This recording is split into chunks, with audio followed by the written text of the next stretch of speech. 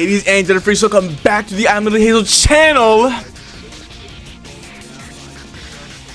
Like usual, and they did not post it. That's when I knew it was going to be one of those 5 a.m. releases, and I am not staying up till 5 a.m. We got Soichiro Hoshina joins the fight. Now I'm gonna do something I usually haven't done. Well, first I actually need to download the video, so hold on. I'm gonna do something. Oh my god, I'm gonna do something that I usually don't do, and that is a pre-guess. You know, I haven't watched this. I usually don't watch reveals, but I haven't even like read the Twitter feed or anything. I don't know his typing. I don't know his anything, but I did have a prediction. Right now, I'm guessing he is single typing slash and he is extra attack. He is going to be, well, I mean, not even a prediction, but I want him to be the Minabako, right? I want him to replace Minabako since she is so trash. Single target and extra attack. So let's see.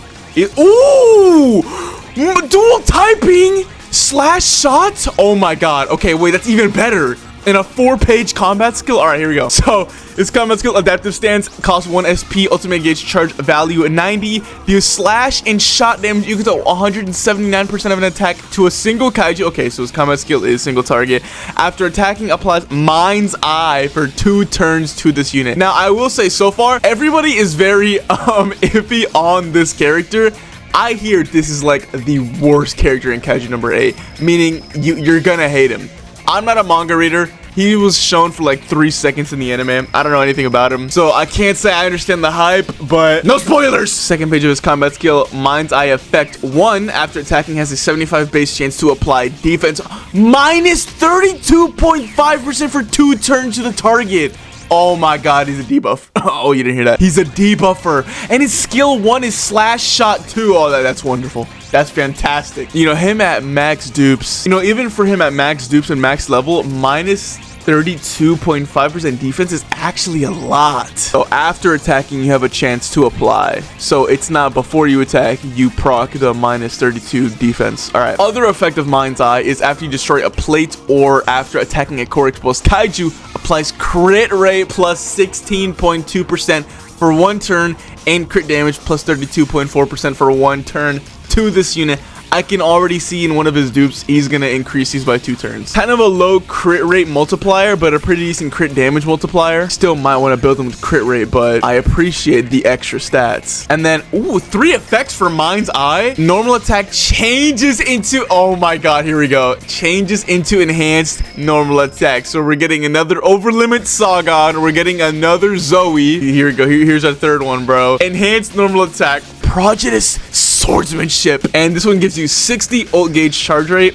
It can be activated while in Mind's Eye state, so you need to have Mind's Eye open. Do slash and shot damage equal to 132% of an attack to a single kaiju, and then do slash and shot equal to 66% of an attack to adjacent kaiju. So he's not fully single target, and he's apply. Oh, and it's even better because now he can apply. Wait, can he apply it? Yeah, because he has Mind's Eye, so he applies the defense down. Now it's adjacent. Yeah, applies Mind's Eye for 2 turns to this unit. So you're gonna do your combat skill, and then you're gonna do your normal attack, and that'll also have Mind's Eye. Your combat skill does basically 180% single target, and then now your normal attack does 132%. Essentially, you do 198%. So you are doing more technically, damn near 200%, but it is adjacent. So yeah, this is just them featuring it.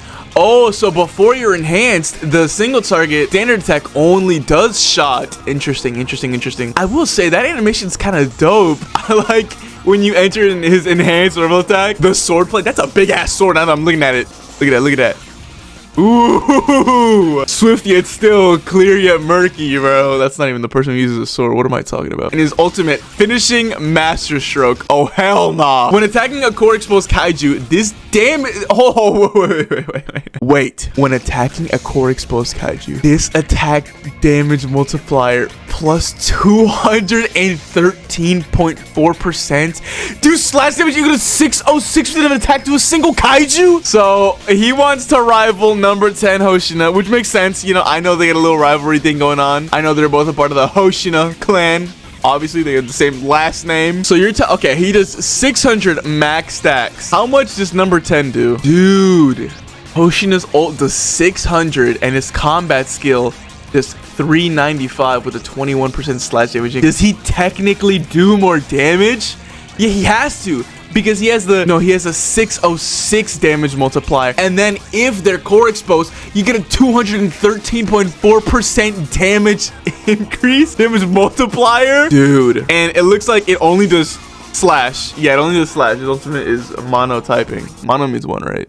Hopefully I'm not stupid. Oh my god, Hoshina power creep. I have a really good feeling this guy's general pool too, because I feel like at the time they posted him, I think they post general pools late and they don't post them early. Okay, all right, this guy might be. Ooh, and he opens up his eyes for his ultimate. That's kind of dope.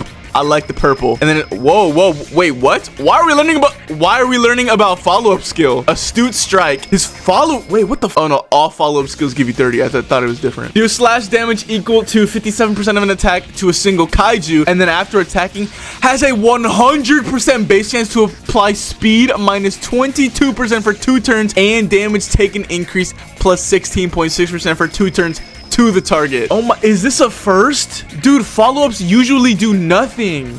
Oh my god, yeah, W power creep. W power creep, they're making it do something. You wanna core expose with this guy specifically and then unload all your damage and ult when they have core exposed too. This showcase is gonna look interesting, I will say. What a team comp either, bro. Where is your support?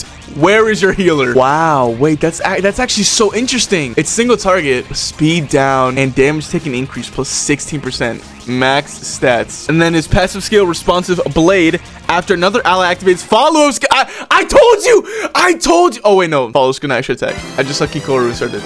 All right, chill out. After another ally activates follow-up skill, activates this unit's follow-up skill. Yeah, bro, that's usually how it works. Or, oh no, because Kikoru's doing a follow-up skill. They're not battle buddies, so he's not doing the follow. Oh, so he follows up regardless. You don't even need a core expose with him. Battle buddy does not gain ultimate gauge from the follow-up skill triggered by this effect. Oh, wait, is he selfish? Soichiro is not paired up with Kikoru right now. Let me see. Does he have a turn next instead of Zoe? He does. Ooh, I like that. He's selfish. Okay, that's kind of dope. Okay, that actually is pretty cool. What's next? After another ally destroys a plate, advances. Oh my god, advances this unit's next action order by 30%. Yo, please tell me general pool. You know how fast you're breaking plates? Put him in high difficulty. Put him in that fierce battle. I just kicked my microphone. Hopefully I didn't hear that. That's actually such an insane passive. Like 30%. Here we go. After an ally destroys a plate, applies damage dealt plus 1.8% to all allies at a max of 10 stacks. So now you're just passively doing more damage. This guy is literally like he's a support, debuffer, speedster, NUKER. What is he not doing? A follow-upper? I'm surprised he don't get extra attack in his kit. I would have never guessed this, bro. So what does this stack up to? 18%? Yeah, 18% at a max of 10 stacks. All right, does this increase with dupes? So I think we might be getting into dupes now. Yeah, there you go. There's Ascension. We don't do Ascensions because we just look at all the dupes right here. All right, dupe 1. Target of the crit rate and crit damage buffs from Mind's Eye becomes all allies. Nah, please let him be general pool, bro. Can't do that. Turn duration plus 1. I told y'all it was gonna increase the turn duration. So really quick, getting more crit rate and more crit damage after they destroy a plate or core expose a kaiju, and then I'm sure everyone keeps their combat skill. They don't turn into enhanced normal attack. Crit rate and crit damage buffs. Okay, so they're not debuffing. They're just getting the crit rate. All right. So at dupe 2, this unit's follow-up skill damage multiplier plus 40%, which is actually good because he is guaranteed to follow up. And then effect amount of damage taken increase debuff applied by follow-up skill 15%. Oh my god, what is the effect, bro? What, instead of 16.6, it is 31.6 for 2 turns? Ooh, this guy is fire, bro. Oh my god, I pray that I don't hate him in the anime, because this kid is way too good for me to hate a character. Dupe 3 just loads up the skills. Dupe 4, turn duration of Mind's Eye plus 1. I told y'all. And then effect amount of defense debuff applied by Mind's Eye plus 20%. Are you telling me this turns into 52.5%? Or is this already counted in the dupes? Is it technically, what, 12.5% for 2 turns? Or I guess 12.5% for 1 turn? Dupe 5 just levels up the skills again. And then Dupe 6, target of the speed and...